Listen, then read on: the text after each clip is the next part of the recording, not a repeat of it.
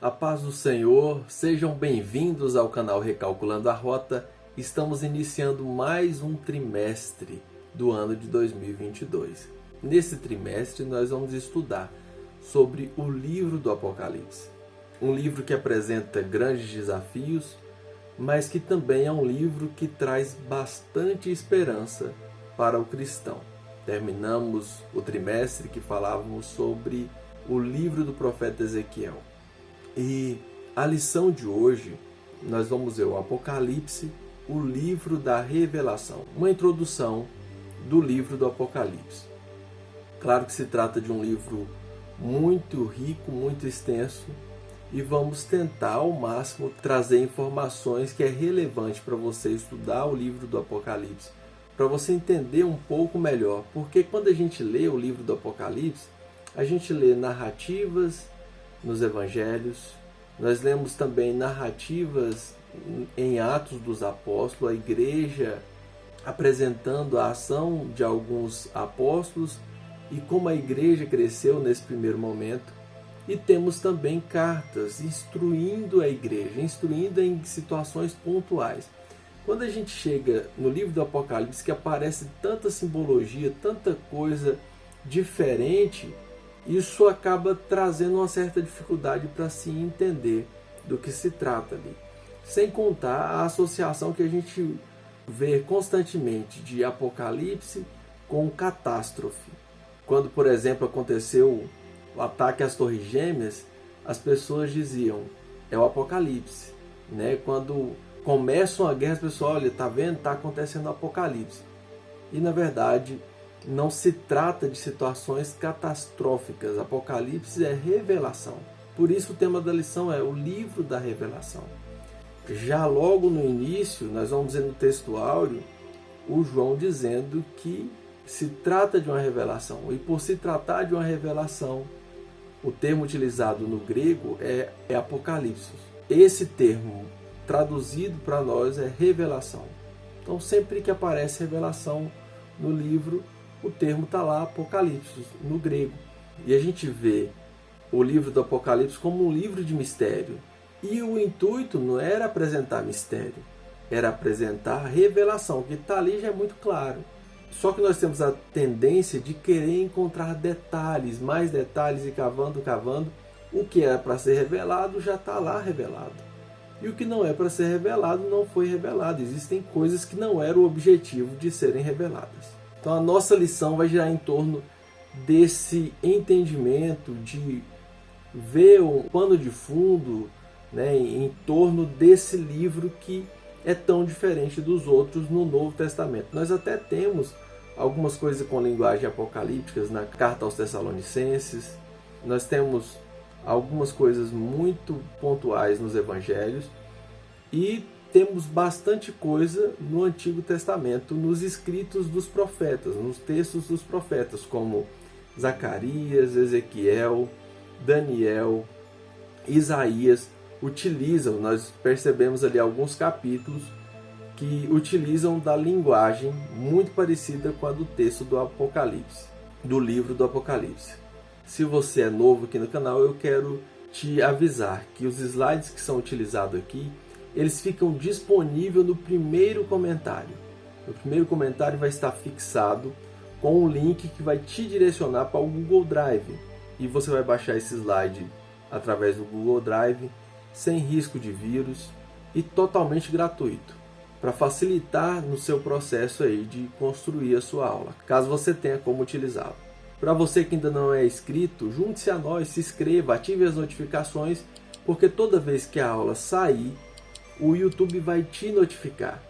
E para nós que estamos construindo conteúdo, é muito gratificante receber a sua participação. Cada inscrição que é feita é perceptível, nós nos alegramos aqui e comemoramos. É mais um irmão que está junto conosco nesse período de aprendizado que temos juntos. Então vamos à nossa lição de número 1, Apocalipse, o livro da revelação. O nosso texto áureo é o primeiro versículo do livro do Apocalipse. Revelação de Jesus Cristo, ou seja, o Apocalipse de Jesus Cristo, a qual Deus lhe deu para mostrar aos seus servos as coisas que brevemente devem acontecer. Se trata de um livro que tem o objetivo de mostrar as coisas que vão acontecer. O que vai acontecer já está revelado. E muitas vezes nós ficamos tentando encontrar mistérios. Não, já foi revelado. Nós temos uma dificuldade, às vezes, de entender esse tipo de literatura, porque, diferente dos irmãos do primeiro século, nós quase não temos acesso a literaturas parecidas. Mas o pessoal desse período aqui eram acostumados com textos que tinham um formato muito parecido com esses aqui. Tanto textos bíblicos, as profecias bíblicas, quanto livros que nós temos hoje considerados livros apócrifos, como, por exemplo, o livro de Enoque, que inclusive Paulo cita, o Judas cita. Se trata de uma literatura que nós não temos no nosso cânon, na nossa Bíblia atual, mas eram livros bem conhecidos para a época e usavam linguagens parecidas com a do Apocalipse. A verdade aplicada nos diz que o estudo do Apocalipse é fundamental para o crescimento e edificação na vida cristã, em face ao momento que vivemos. Então, é um livro que tem muito a acrescentar à vida do cristão. Tem muita gente que chega no Apocalipse, lê por alto só para cumprir o cronograma de leitura, ou ler quando começa a ver alguma catástrofe, associando ele à catástrofe, como eu disse aqui no início. Mas é um livro que nós precisamos ler para o crescimento espiritual e edificação da nossa fé. E nós vamos ver como podemos fazer essa leitura dessa forma para que sejamos edificados através da leitura desse livro. O texto de referência está no capítulo 1, do versículo 1 ao 4, que diz assim: revelação de Jesus Cristo, a qual Deus lhe deu, ou seja, deu a Jesus Cristo a revelação. A revelação é dada por Deus a Jesus Cristo, para mostrar aos seus servos, ou seja, aos servos de Cristo, as coisas que brevemente devem acontecer. E pelo seu anjo as enviou e as notificou a João, o seu servo. Então, nesse primeiro versículo aqui, nós temos uma cadeia aqui de como essa revelação ela é transmitida. Ela é transmitida por Deus a Jesus, para que Jesus passasse para os seus servos, para a sua igreja, as coisas que iriam acontecer. Então, Deus, sendo o soberano da história, quem tem o controle da história na mão, passa a revelação, revela a Jesus o que vai acontecer. Jesus passa essa revelação para um anjo e esse anjo vai passar essa revelação para João, para que João repasse isso à igreja. Então essa é a estrutura de como é desencadeado essa revelação, como ela é repassada. O qual testificou da palavra de Deus e do testemunho de Jesus Cristo e de tudo o que tem visto. Bem-aventurado aquele que lê e os que ouvem as palavras desta profecia e guardem as coisas que nela estão escritas, porque o tempo está próximo. João, às 7 igrejas que estão na Ásia, graça e paz seja convosco da parte daquele que é, e que era, e que há de vir, e da dos 7 espíritos que estão diante do seu trono.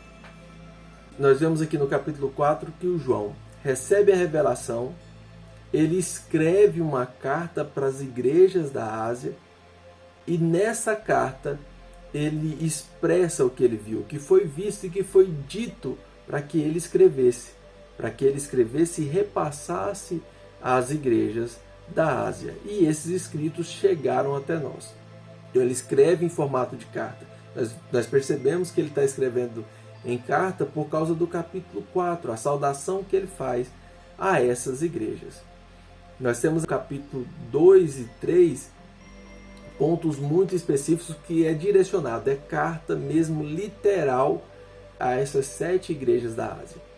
Então, se trata de um livro muito complexo, porque traz conteúdos de profecia, traz características de cartas, do formato literário de cartas, e tem essa linguagem apocalíptica, que é um formato de literatura muito utilizado do século 7 a.C. até o século 2 depois de Cristo. era muito comum encontrar livros com essas características, usando ilustrações de coisas terrenas, materiais, para retratar coisas celestes, coisas espirituais. E nessas junções apareciam seres com aparências mistas, né, como um leopardo com asas e coisas do tipo assim. É uma característica desse tipo literário. Então se trata de uma leitura muito complexa porque ela é muito rica. Ela é escrita em um formato de carta para enviar para as igrejas. Ele começa com a saudação, tem uma despedida no final. E durante esse processo existe carta mesmo literal a cada uma das igrejas, das 7 igrejas.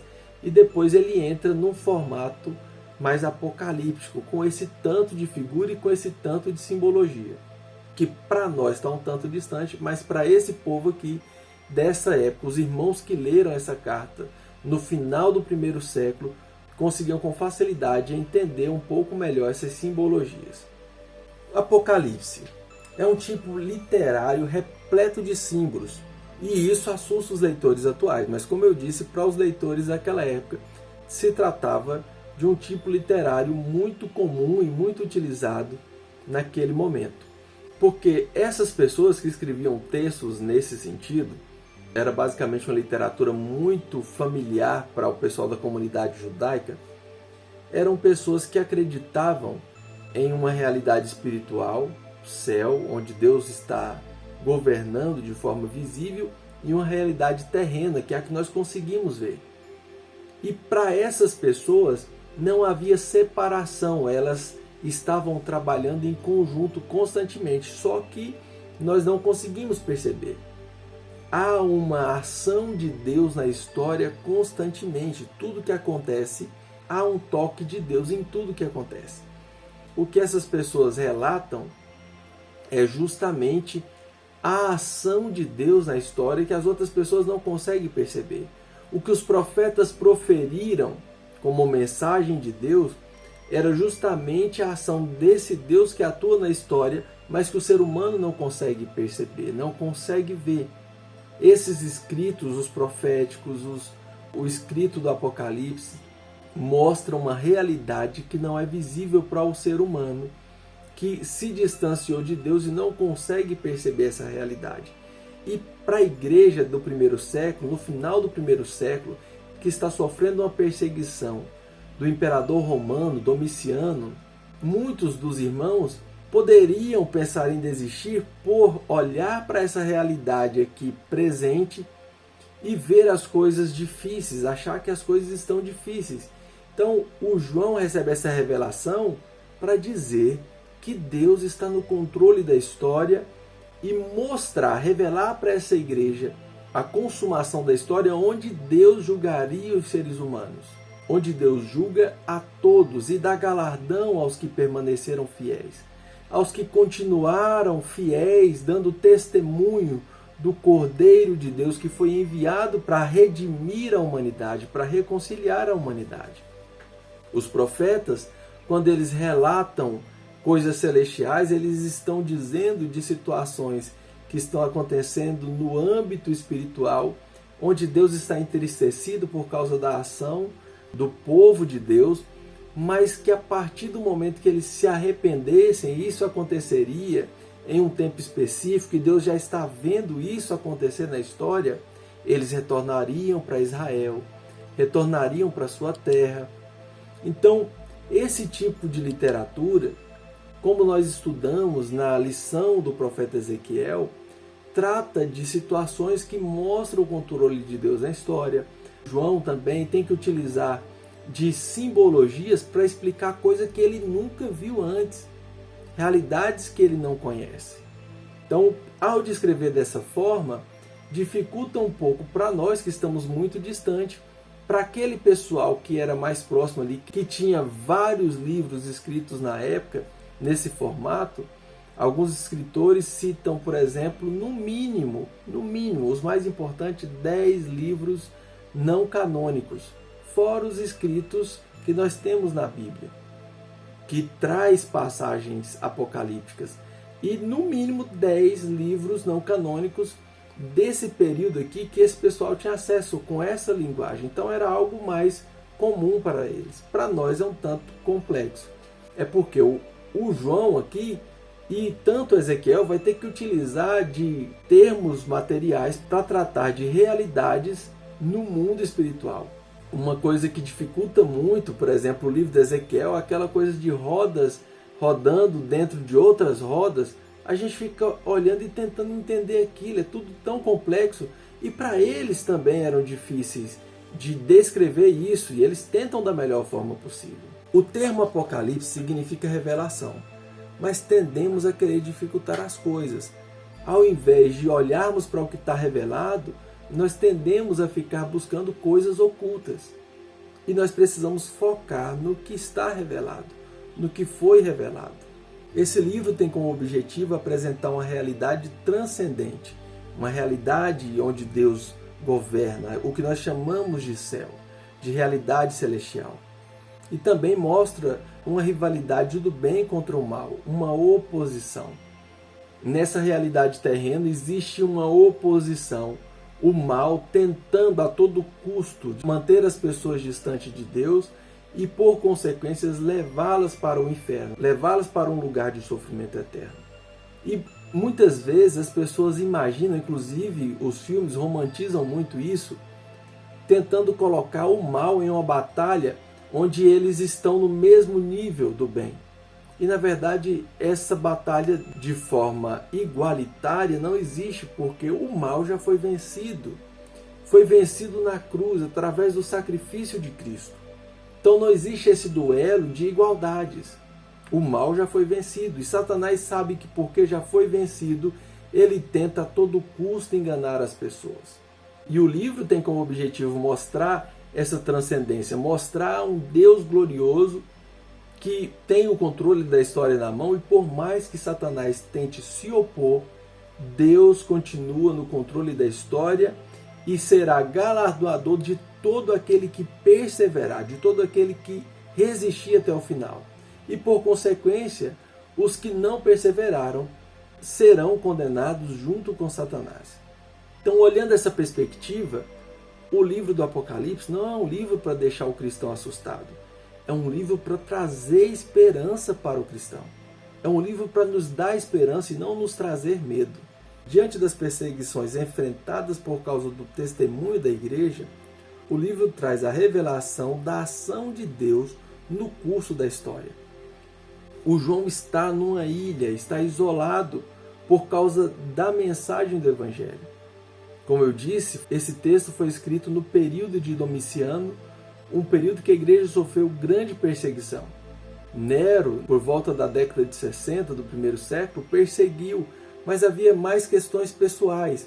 Já o Domiciano, ele perseguiu porque ele é o primeiro, é o mais marcante dos Césares a requerer o título de divindade de forma tão séria e estabelece o culto ao imperador de forma muito rígida. Então os cristãos não aceitavam isso. Os judeus até tinham a liberdade para isso, mas os cristãos, sendo considerados uma seita derivada do judaísmo, da comunidade judaica, eles começam a sofrer perseguição. Até porque o impacto que a igreja está causando nesse momento é muito forte. Há relatos históricos que gente da família, gente próxima ao Domiciano e pessoas de dentro do palácio haviam se convertido, e isso começa a incomodar esse imperador, que se coloca na condição de Deus e exige culto a ele. Então, a perseguição se inicia contra a igreja. E enquanto muitas pessoas acham que a religião que mais crescia na época era o cristianismo, na verdade a religião mais crescente na época era o culto ao imperador. Todas as pessoas do império queriam agradar ao imperador e prestavam cultos ao imperador, construíam-se grandes templos ao imperador. Então nós temos um imperador muito forte na época, alguém muito poderoso na terra, e uma pessoa que começa a perseguir a igreja. A igreja começa a ser perseguida por causa do testemunho que dá de Jesus Cristo. E ser testemunha é estar disposto a morrer pelo que se prega, pelo que se fala. E essas pessoas estão vivendo isso. Para alguns é meio desesperador, pensar em Jesus que consumou o sacrifício ali na cruz para reaproximar o ser humano de Deus, para trazer esperança ao povo de Deus, e de repente eles começam a ser perseguidos. O pano de fundo é justamente esse cenário de uma igreja perseguida, de um apóstolo que está em uma ilha, e nessa ilha, no lugar do seu sofrimento, no lugar da sua condenação aqui terrena, ele recebe essa revelação. Ele recebe essa revelação e também recebe uma ordem de escrever o que ele viu para repassar para a igreja, para essa igreja que está sendo perseguida, que corre o risco de desanimar. E a mensagem é para que eles não parem, porque Deus, o Senhor da história, está no controle de tudo e Ele será galardoador de cada um dos que permanecer. Durante o livro do Apocalipse, nós temos várias promessas. Ao que vencer, ou seja, ao que perseverar, Por mais que as coisas estejam difíceis, nós precisamos perseverar. O que vivemos aqui é fração muito pequena diante da eternidade. Uma ilustração que eu gosto de pensar, o tamanho dessa fração, é você imaginar estar hospedado em um hotel por 2 dias e ficar preocupado com a mobília do hotel, querendo mudar a mobília do hotel, sendo que você vai passar apenas 2 dias. Então, isso retrata esse período que passamos aqui. Esse sofrimento terreno aqui não dá para se comparar diante da glória que nos espera, diante do galardão que nos aguarda, que Deus tem para cada um dos seus servos. Se trata de um texto complexo. É complexo porque imagine alguém que está vendo coisas que o ser humano não conseguiu ver. Nem olho viu, nem ouvido ouviu, nem jamais penetrou no coração do homem. De repente o João se depara com realidades que ele nunca imaginou ver. E ele vai ter que descrever isso em uma linguagem que seus leitores entendam. Porque o leitor não viu, ele sabe exatamente o que viu. Mas ele vai ter que utilizar de linguagem que os seus leitores conhecem. Então nós vemos ele utilizar de linguagem muito próxima com a linguagem de Daniel, com as visões de Daniel, porque ele sabia que o seu público conhecia as visões de Daniel. Ele utiliza de linguagem muito parecida com os textos de Ezequiel, porque ele sabia que o seu público conhece o texto de Ezequiel. Inclusive, há relatos muito parecidos com textos mitológicos, que era conhecida por aquele pessoal da época, e com os textos apocalípticos, com essa linguagem apocalíptica. Por quê? Ele está tentando descrever algo grandioso, algo que o ser humano nunca viu antes, e ele tem que descrever de forma que as pessoas entendem. Eu estava conversando hoje com minha mãe, fazendo a pesquisa e lendo para ela. Minha mãe foi a minha primeira professora de teologia. Pense em uma mulher sábia, que conhece de Bíblia assim, de forma tremenda. Alguém que estudou muito pouco na escola formal, mas alguém muito dedicado à leitura bíblica e que Deus consegue dar entendimentos para ela assim que eu fico abismado. E aí a gente falando justamente sobre essa questão de como expressar algo que o ser humano nunca viu. E aí eu utilizei algo que é muito clássico na visão de João, por exemplo, as ruas de ouro. E tem muita gente que se apega a isso. É ouro, é ouro. Imagine o João vendo uma cidade onde as ruas são douradas. E dourado é algo esplendoroso, é algo bonito mesmo. E o João, para descrever isso que ele viu para os seus leitores conhecem ouro como algo puro, algo que quando a luz bate reflete, é bonito, é lindo de se ver. Então ele utiliza, eu vi ruas de ouro, ele não fez prova para dizer o que é aquilo ali.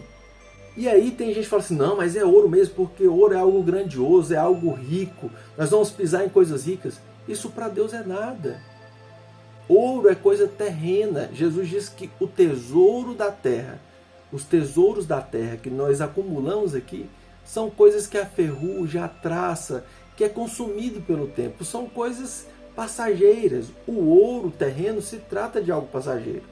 Mas era o que João tinha de mais esplendoroso, de mais desejado aqui, para relatar algo tão desejável que ele viu, que é uma coisa que se compara com o ouro aqui. Então ele tem que utilizar dessa linguagem que os seus leitores conhecem, que ele também conhecia, para relatar algo extremamente grandioso. Meu irmão, tudo que a gente imagina que é a glória de Deus, que é o céu, tudo que a gente imagina com a nossa limitação é pequena. E por mais que ele viu isso de forma grandiosa, a forma que ele tem para relatar acaba se limitando de acordo com a consciência dos seus leitores.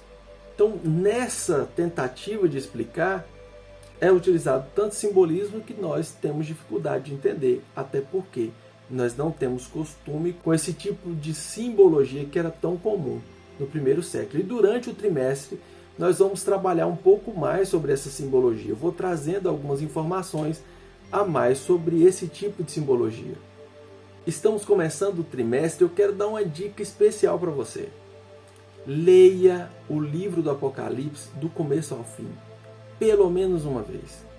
Mas eu aconselharia você ler em, no mínimo, umas 3 ou 4 traduções diferentes. Tire um tempo para isso. Imagine que você está vendo um filme ou uma série e lê do começo ao fim. Não leia separado. Nós estamos tendo a revelação do curso da história. Deus está querendo mostrar para o João, para a igreja dele, daquela época, e para nós, como as coisas estão sendo trabalhadas no decorrer da história. Então, a primeira dica que eu quero dar para você é essa. Leia. Estamos começando o trimestre. Leia o livro do Apocalipse do começo ao fim, para que você possa ter uma visão mais ampla do processo, de todo o processo. Dito isso, vamos ao nosso comentário. Por que estudar o Apocalipse? Primeiro, porque se trata de uma prevenção contra seitas e heresias. O livro do Apocalipse é o livro que mais existe interpretações variadas. Só correntes sérias, correntes um pouco mais sérias, nós temos no mínimo 5 correntes ou escolas de interpretação do Apocalipse. Pré-milenismo, pós-milenismo, pré-tribulacionismo, mesotribulacionismo. As pessoas tendem a ficar muito presas a esses detalhes. Se Jesus vai voltar antes da tribulação, se é no meio, se é depois. E lembre-se, meu irmão, o foco do livro do Apocalipse não é dizer se vai ser antes ou depois. Isso não foi revelado de forma tão clara, mas nós temos a certeza que ele vai voltar e vai buscar a sua igreja. Essa é a informação mais importante. Se a igreja vai sofrer com a tribulação ou não, isso é irrelevante. Nós precisamos ficar firmes. Quer dizer que se a tribulação chegar, você vai desistir? Você vai negar o nome de Cristo? Vale lembrar que negar o nome de Cristo não é só quando a tribulação chegar. Nós precisamos abrir mão e não negar o nome de Cristo a cada dia. Tem muita gente que pensa assim, quando chegar no último dia, se vier a tribulação, eu não vou negar o nome de Cristo, a hora que botar a prova. Mas às vezes você está negando o nome de Cristo hoje. Nós precisamos não negar o nome de Cristo a todo instante. Então, não se trata de quando vai ser, como é que vai ser. Se trata de que ele vai retornar, vai buscar a sua igreja. E novos céus e nova terra serão criados e haverá uma junção da realidade que nós chamamos de terra, da realidade de céu. Essas duas realidades vão se fundir e o reino de Deus será estabelecido de forma plena.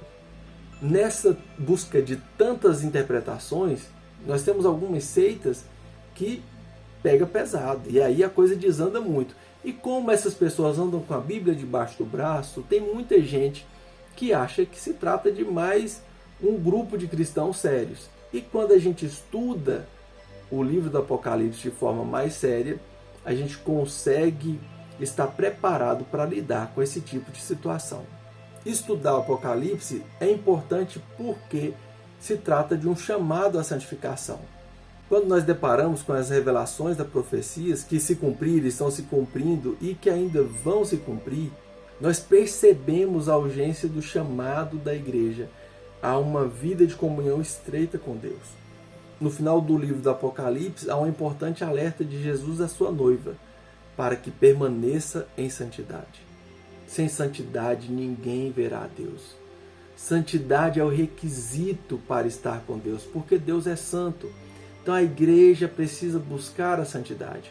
O livro do Apocalipse nos alerta para uma realidade futura, onde só é possível estar lá quem é santo, quem entrou no processo de santificação e deixou o Espírito Santo trabalhar na sua vida para chegar no ponto onde Deus deseja que chegamos.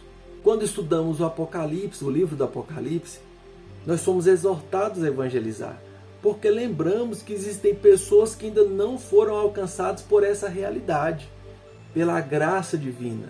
Pessoas que ainda precisam ouvir ou conhecer o testemunho através das nossas vidas. E isso é urgente, porque se trata de pessoas que nós gostamos, que nós queremos bem e está correndo o risco de passar a eternidade distante de Deus, num lugar de tormento eterno. Então, quando nós estudamos o Apocalipse, nós percebemos a urgência que temos de evangelizar, de sermos incisivos com os nossos amigos, com os nossos familiares, com as pessoas que estão perto de nós, dizendo a elas que ainda há tempo, de ouvirem ao chamado do noivo, de ouvirem ao chamado de Deus para a vida delas. Tópico 2, nós vamos ver aspectos importantes no livro. O primeiro aspecto que o autor coloca é uma peculiaridade do livro. O livro trabalha com muitos números, com muita numerologia. É claro que as pessoas hoje enfatizam muito o 6, o 666. E a gente fica tentando achar características, a identidade de quem é o anticristo, o homem que trará consigo o número 666. Ficam tentando fazer o cálculo ali, e talvez para os cristãos do primeiro século eles conseguiam ver alguém, ouvir alguém com essa característica de anticristo. Alguns diziam ser o imperador, o que ocupava o posto de César, mas é algo que não foi revelado, a identidade. O texto traz as características, como ele vai atuar. O livro do Apocalipse é muito claro como ele vai atuar, qual a intenção dele, de se opor ao Cristo, de ser contra tudo que o Cristo estabeleceu para a sua igreja, de ser a oposição ao Cristo, mas não dá detalhes da sua identidade, para dizer, é essa pessoa, o nome é essa. Se Deus quisesse revelar quem era, ele poderia revelar. Ele revelou o nome de Ciro, mais de 200 anos antes dele nascer. Isaías cita o nome dele, dizendo que é o Ciro que vai autorizar que o povo retorne, que a casa dele seja reconstruída. O templo ainda estava de pé, não tinha sido destruído, o povo não tinha ido para o exílio, e o Ciro está muito distante de nascer. Então, quando Deus quer revelar, ele revela. Nesse caso, ele não quis revelar. E nós perdemos tempo tentando dizer quem que é o anticristo. É tal pessoa, é o presidente de tal país, é o líder de tal igreja. Então, é algo que não foi revelado. E nós perdemos muito tempo. O 666 é o número mais propagado e falado, mas é citado uma vez. Enquanto isso, nós temos o número 7 aparecendo várias vezes, e o número 7 representa perfeição. É um número que trata de perfeição, e nós vamos ver ele se repetir diversas vezes. As 7 promessas, as 7 igrejas da Ásia, são 7 cartas às 7 igrejas, 7 trombetas, 7 castiçais de ouro, 7 anjos, 7 espíritos de Deus, 7 bem-aventuranças. Esse número, que é o número da perfeição, aparece bastante porque se trata de um Deus perfeito, de um Deus que em tudo é perfeito. E o João faz questão de apresentar isso diversas vezes. Um Deus perfeito que tem o controle de tudo, que continua no comando da história. A soberania e o plano divino é mais um aspecto importante do livro. Deus é o Criador e o mantenedor de todas as coisas. O livro vem para nos mostrar isso. Deus como Criador e mantenedor de todas as coisas. No Apocalipse podemos ver sua vontade sendo estabelecida de forma plena, irresistível, definitiva sobre todo o universo. Então o livro demonstra o reino de Deus sendo estabelecido, a vontade de Deus sendo estabelecida, o juízo perfeito de Deus, dando galardão ao seu povo, trazendo condenação aos que o resistiram, aos que não deram ouvido ao testemunho que foi proferido. E essa palavra serviu de acalento para aqueles irmãos naquele momento. É um acalento para nós hoje também. sabermos que tem um Deus que está no controle da história, que está conduzindo a história para um lugar onde a sua vontade será estabelecida plenamente, onde o governo de Deus, nessa fusão de novos céus e nova terra, será eterno. Perigos ao lidar com o Apocalipse. É o subtópico 2.3. Para estudar o Apocalipse, nós precisamos ter conexões com outros textos bíblicos. Nós precisamos estar familiarizados com outros textos bíblicos que o Apocalipse cria conexões com elas, como por exemplo o livro de Ezequiel, o livro de Zacarias, os Tessalonicenses, as 2 cartas aos Tessalonicenses. Esses textos fazem com que a gente não viaje tanto na maionese. Tem muita gente viajando na maionese porque começa a imaginar aquele tanto de bicho, aquele tanto de coisa, aquele tanto de ilustração e esquece de conectar isso com toda a história que já aconteceu antes. Esquece de conectar com a história de Israel, com as profecias que foi direcionada a Israel, onde Deus mostra ele no controle da história. Esquece de conectar com recomendações dadas à igreja, com algumas ações de Cristo, desse Cristo que está sentado à direita de Deus. Então, quando a gente desassocia e coloca como um livro à parte, é aí que surgem diversas explicações mirabolantes, interpretações equivocadas, uma carretada aí de heresias. Para evitar esse tipo de situação, é preciso ler esses textos de Daniel, Ezequiel, Malaquias, Zacarias.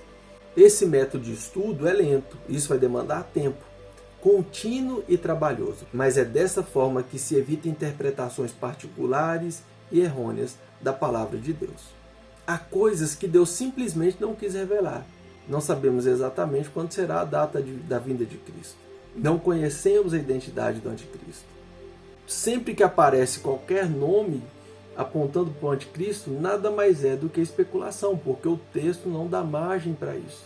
E como eu disse, se trata de um livro de revelação. O livro da revelação, e não o livro da especulação. Muita gente lê o livro do Apocalipse achando que se trata de um livro de especulação. Tópico 3. Uma visão panorâmica do livro. O livro da revelação apocalíptica. O local da revelação é a ilha de Patmos, que era uma prisão onde os presos de alta periculosidade eram levados. O João, um velhinho de quase 90 anos, é colocado nessa prisão de segurança máxima, justamente por causa da mensagem que é anunciada, que é proferida e está ruindo com as estruturas do império. O imperador se sente incomodado com o que está acontecendo, com o resultado que a igreja está colhendo nesse momento aqui. João é enviado para a ilha, e essa ilha ficava a cerca de 50 quilômetros da costa da Ásia Menor. É onde se localiza a atual Turquia nos dias de hoje. Um local extremamente isolado. Foi também o local onde João recebeu a maior revelação da sua vida. Então João está totalmente isolado, mas é no lugar que parecia a aparente derrota do apóstolo. É o lugar onde Deus dá essa revelação. A revelação das coisas futuras, das coisas que estavam acontecendo e das coisas que haveriam de acontecer. Eu acho muito interessante a forma que Deus age. Quase sempre que alguém está em uma condição de conforto, achando que está tudo bem, a pessoa tende a viver apenas no natural. Mas sempre que a pessoa está em uma situação um pouco mais difícil, um pouco mais complicada, é nesses momentos que Deus se revela, é nesses momentos que as pessoas experimentam o sobrenatural de Deus. Isaías tem a visão do seu chamado no ano em que morreu o rei Uzias, que era alguém muito próximo a ele, e ele está desconsolado. Era alguém que conduzia muito bem a nação de Israel, e ele está preocupado com o destino da nação de Israel. Ele está vendo que as coisas não estão indo muito bem. E é nesse período que ele tem a visão do trono de Deus. O Ezequiel está no cativeiro quando ele recebe o seu chamado para se tornar um profeta do Deus Altíssimo. Então, nós vemos Deus agindo em momentos duros, em momentos difíceis. Nós aprendemos com essa situação de João que é nos momentos difíceis que nós experimentamos o socorro de Deus, que nós experimentamos o favor de Deus. que nós conseguimos contemplar a grandeza de Deus e contemplar o cuidado de Deus, a grandeza de Deus, é experimentar a glória de Deus. O João está preocupado porque está preso, a igreja está sendo perseguida e é nesse cenário que ele vê Deus no controle da história. É nesse cenário que ele encontra a resposta para a situação que eles estão vivendo. Então é na situação de adversidade que nós encontramos a resposta de Deus. Eu estava com um amigo que enfrentou um problema aqui seríssimo, ainda está no processo. E ele falando: Davi, eu estou com um problema aqui e eu não tenho como resolver. A empresa dele tem aí um capital de giro para 100 mil reais e eles trabalham em um ramo que intermedia situações. Eles entraram para intermediar uma compra que já estava acontecendo e chegou o material depois, uma compra no valor de 2 milhões e o material estava errado. E ele falou para mim: Davi, eu fico muito contrariado porque parece que eu tento fazer as coisas e vai dando errado, eu tenho orado para Deus aumentar minha fé, mas não está acontecendo. E ele achando que se tivesse fé, aquilo não teria acontecido. No primeiro momento eu fiquei assim, com certo pesar por causa da situação constrangedora. Ele estava contando com aquele valor para receber as comissões. E aí quando ele falou da fé, eu falei: não, está explicado. Está explicado. Você pediu fé e Deus te deu uma situação que você não pode resolver. Deus te deu uma situação que você não pode resolver. Se você não pode resolver, você só tem a fé, meu irmão. Quando a gente pede fé a Deus, o que Ele vai dar é situações para a gente botar a nossa fé em ação. Ele te deu uma situação aí de 2 milhões para resolver. E é nos momentos de aperto que a coisa fica complicada, é que a gente conhece a Deus. Foi no momento de dificuldade de Jó, depois que ele passou por toda aquela situação, que ele conclui dizendo: antes eu te conhecia de ouvir falar, mas agora os meus olhos te contemplam. Agora eu conheço porque eu convivi com o Senhor, eu vivi com o Senhor, eu te vi. Foi na dificuldade que ele viu a Deus. O Jó oferecia sacrifício constantemente, era alguém respeitado, oferecia sacrifício por ele, pelos seus filhos, era alguém que era uma referência de cultuar a Deus, mas até então ele só conhecia de ouvir falar. Mas foi na adversidade que ele viu, contemplou a Deus. É nas dificuldades que enfrentamos que nós experimentamos o cuidado de Deus. Nós experimentamos o cuidado desse Deus que é soberano, que está no controle da história, que está no controle das nossas vidas. Subtópico 3.2. Sua mensagem é abrangente. Os evangelhos são basicamente mensagem direcionada ao pecador. As epístolas, uma mensagem doutrinária à igreja. As epístolas têm sua mensagem destinada à igreja, ou seja, uma mensagem doutrinária focada na igreja de Cristo, para instruir a igreja, para moldar a igreja com os princípios divinos. Mas o Apocalipse possui uma mensagem abrangente e alcance total e pleno. Por que alcance total e pleno? Ela mostra os acontecimentos que apontam para a consumação. Temos no Apocalipse uma mensagem tríplice. Deus tem uma palavra para Israel, para os gentios e para a igreja. Então essa mensagem tanto atinge Israel, atinge aos gentios e atinge a igreja. Todos eles estão retratados aqui, o destino de todos eles estão retratados aqui. É conhecendo o texto do Apocalipse, o final dos que rejeitaram a Cristo. Quando nós conhecemos isso, nós precisamos ser inquietados a evangelizar, a anunciar as boas novas, a dar testemunho do que aconteceu, dar testemunho do Filho de Deus que foi enviado para nos reconciliar com o Criador. Para fechar, nós temos aí o tema central do Apocalipse. O tema central do livro é Jesus. O texto já começa com Jesus anunciando a revelação que recebeu do Pai e repassando a revelação para que ela seja entregue à igreja. Para a sua igreja ele diz que está vindo buscar a sua igreja. Eis que vem com as nuvens e todo olho verá, até os mesmos que o transpassaram, e todas as tribos da terra se lamentarão sobre ele. Então, para a igreja, a mensagem de Jesus é: eu venho buscar vocês. Eu sei que vocês têm passado por perseguição, mas persevere. Meu irmão, permaneça firme, persevere. Ao que vencer, receberá recompensa, receberá galardão. O que perseverar até o fim, irá com Cristo. Cristo virá buscar a sua igreja. Que nós possamos dizer: Maranata, hora vem, Senhor Jesus. Que nós possamos estar prontos para o toque da última trombeta. E que nós possamos também assumir o nosso compromisso de testemunhar. Porque Jesus poderia simplesmente nos levar a partir do momento que aceitamos, convertemos. Mas Ele nos deixou aqui para testemunhar.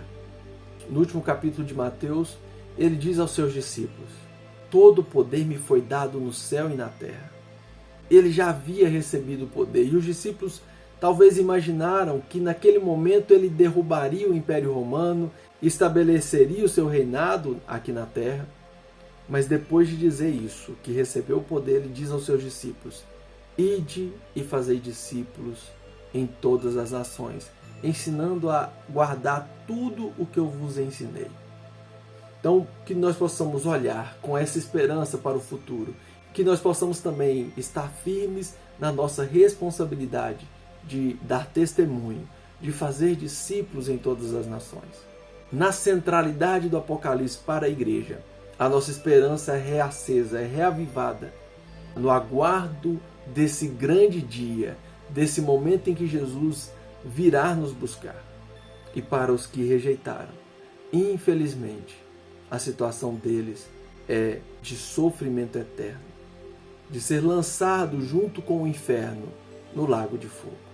Então, que nós não venhamos perder a esperança, que diante das dificuldades nós possamos continuar buscando a Deus, o Deus que é socorro presente na hora da angústia e que nos fará experimentar o seu cuidado, contemplar a sua glória através do seu cuidado nas nossas vidas. E com a convicção de que Cristo voltará para nos buscar, para nos levar para viver a eternidade com Ele, ao lado do Pai. Que Deus te abençoe e te dê uma excelente semana. Fique na paz.